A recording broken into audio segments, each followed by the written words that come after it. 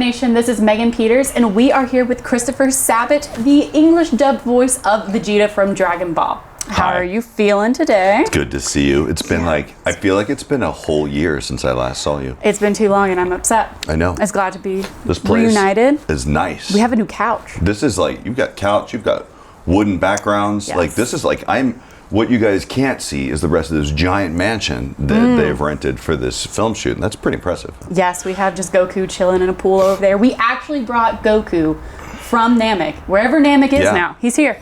Yeah, they made a physical embodiment of a cartoon character and made him real. Yes. And with an app on his iPhone, but except he's really old is the only problem. Unfortunately. Yeah. So obviously it goes without saying, while Goku's chilling in the pool, Dragon Ball Z and My Hero Academia, two shows which you are well known for in the anime industry, are huge at San Diego Comic-Con right now. Yeah, they are. Wouldn't you say that? They're huge at every Comic-Con right now. It's insane. How are you feeling right now being here, just seeing, Ballroom 20, it's going to be filled up with Dragon Ball Z fans in just a matter of hours. How is that feeling, the series being around for a couple decades at this point and it's still just living its best life? It's a good feeling. Like it never seems to get old for some reason.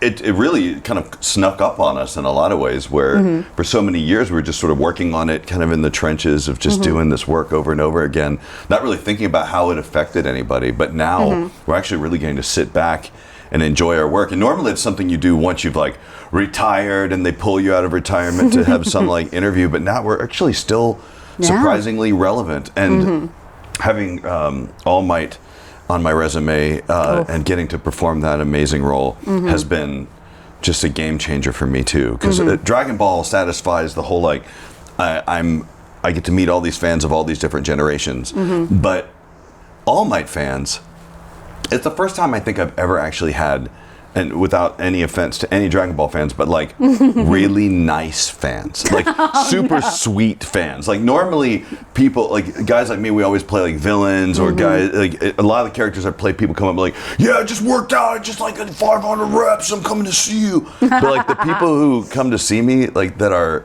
My Hero Academia fans, so many of them are just like cute families that all watch it together and they're all super sweet and it's been really inspiring for because this show really Dragon Ball is famous for like making people really want to push past their limits and do the best they can possibly do and like never tap out on your power, you know what I mean? Just keep powering up.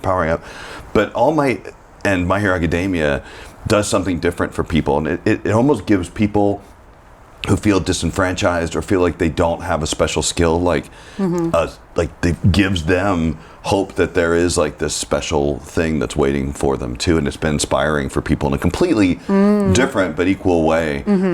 It's just neat to see both of those fans kind of come up and see me at the same time. It's great. Oh, that's great. Well, I mean, we just said this convention has fans of both franchises, and some of them are double dipping between My Hero Academia and Dragon Ball for sure.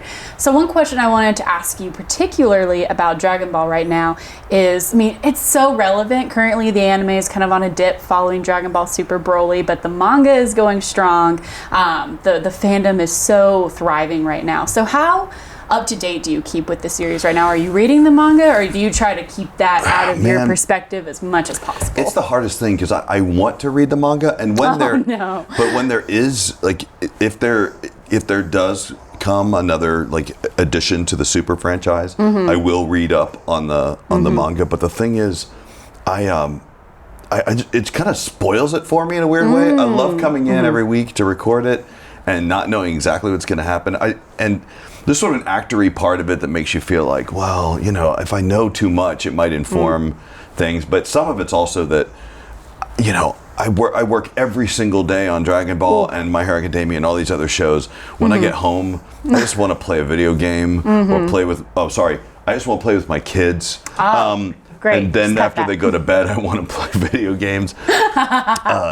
And so I just don't feel like I read all day for a living. So when I get home, I just don't feel like reading the manga. The last manga I read was actually the The Case of Being Reborn as Yamcha. Did you ever read that? Yes, which should be an anime, don't you think? Oh my God! If that was an anime, that would be my favorite anime in the world. That would absolutely. I mean, I wish they would animate that. Right, but then here's the question: what do you want to be an anime more? A secondary series, like a sequel to Super, or the Yamcha anime? Oh, you could pick. Oh man! The eyes of the fandom are on you. It could be very, very selfish of me to say I just want that Yamcha to Case of Being Reborn as Yamcha. That's not selfish. That's smart. That would be so funny, though. It would be hilarious. It would be so good.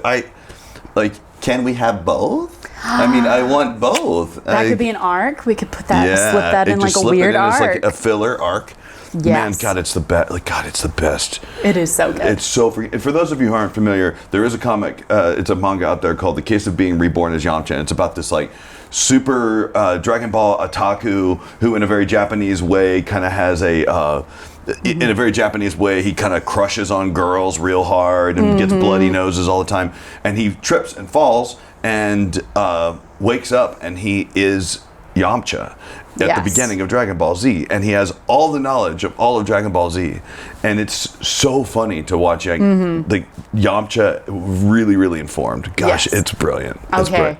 All right, well, we know now. I guess the answer is pretty clear. All right, I want to see that. The answer is Yamcha, so now we will begin the fan campaign. People are going to burn me alive for saying that. Clearly, I want more Super, but gosh, give me some Yamcha too. All right, we'll start those online petitions. We'll add some more on the internet. So kind of switching gears to My Hero Academia, I just came from the panel. The crowd was insane. But what I want to know is I saw plenty of All Mights there, but I saw some other DC and Marvel cosplayers eyeing each other up, who's going to win? Do you think All Might could take all these, Marvel and DC superheroes you're seeing walking around right now? That is a common question I get asked a lot. And the thing is, I guess with all good superheroes, they have some sort of Achilles heel, he can't fight for very long right now. He's kind of so I feel like any smart adversary would just kind of talk to him for 45 minutes, wait for him to power down, and then smack him or something like that. Except Vegeta, on the other hand, would probably just let him power down, then talk to him and say, I'm not going to fight you right now until you're at your full power, and then who knows who could win. Yes. Well, I had a second question, because when I was listening to the trailer for season 4, we can hear your performance as All Might in that dub trailer, and it's so powerful, it's so iconic. And what I wanted to ask is, when you were kind of crafting that voice for All Might, did you look to any superhero performances in the past to kind of inform what you were working on? Or did you say, you know what, I'm going to do my own, Clark Kent voice of my own? That's a good question. When we're working on anime, we do have this this luxury of being able to hear the Japanese. It can sometimes be a crutch, and it can sometimes be at a disadvantage, especially if you don't like the original voice. Right. But in this particular case, I love the original voice of All Might, and so I tried to bring that same experience that Japanese fans would have to American fans. And so to me, All Might represents it's like this combination of all these skills I've developed playing all these other characters over the years. And I worked with Colleen pretty extensively. Colleen Klinkenbeard directed it and still directs it, which is amazing, because she could just sit in her office at Funimation and just do her day job, but she chooses to direct the series, which is that's a lot to take on.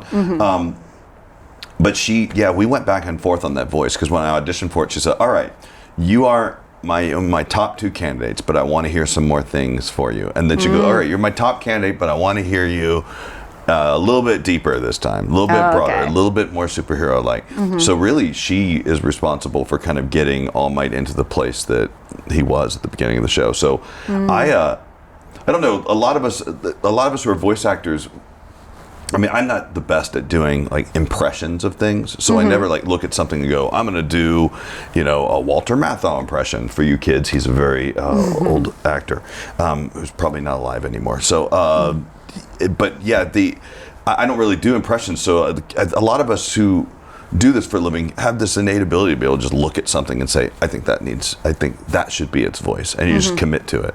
And a lot of being a voice actor, especially when you're working with clients on video games and cartoons and things like that, a lot of it is going into the studio, and I tell this to every new actor who comes in to record with our clients, if they haven't recorded with us before, I'm like, your job today is to go in and sell them on this concept that you're doing. And if you're confident and you've got it together, they will usually kind of go with what you like. So if you want it to happen the way you want it to happen, you got to go in there and really, really, you don't have to talk to them about it. Just do it, commit to it, and then really sell them on what you're doing. And a lot of time it works. So in this particular case, it's All Might, it worked for this voice. Well, I'll say your concept worked great. Definitely my favorite superhero these days. And it's some of the best work I feel like I've ever done, partially because I'd say mostly because it's one of the most incredible roles. Like there's so much to it. And as a dad with 2 kids, like I really have thought a lot about like, what am I passing on to the next generation? What am I doing for people in the future?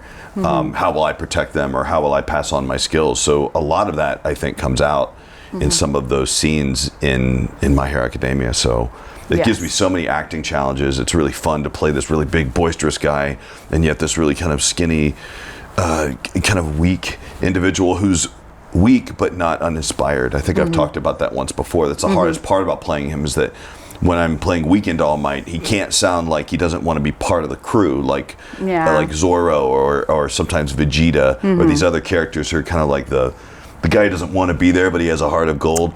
Like All Might wants to be there. He wants to be with them. He's a really loving, kind of inspirational dude. Well, I definitely think you've made All Might, whether he's buff or weak, somebody everyone wants to hang out with. Thank you so much. So thank you for your time today. And if you need any more news on My Hero Academia or anything that Christopher Sabat is doing, just head up to Comicbook.com/anime for all your needs.